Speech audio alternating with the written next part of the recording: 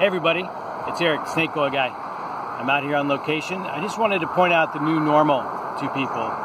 If you're not familiar with 5G and the 5G network of microwave radiation that powers our cell phones and gives us internet and faster download speeds, this is the example of what's going to be coming to your town, your neighborhood, here in the very near future.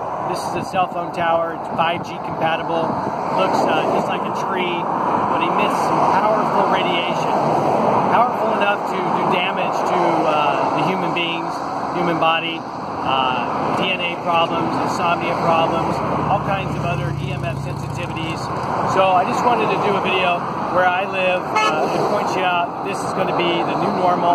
People are honking because we're on the road. But this is going to be the new normal here that you see all over the place, these cell phone towers. I'm going to put some links in the video that you can do some research on the actual 5G network and Wi-Fi towers. Thank you. Have a great day.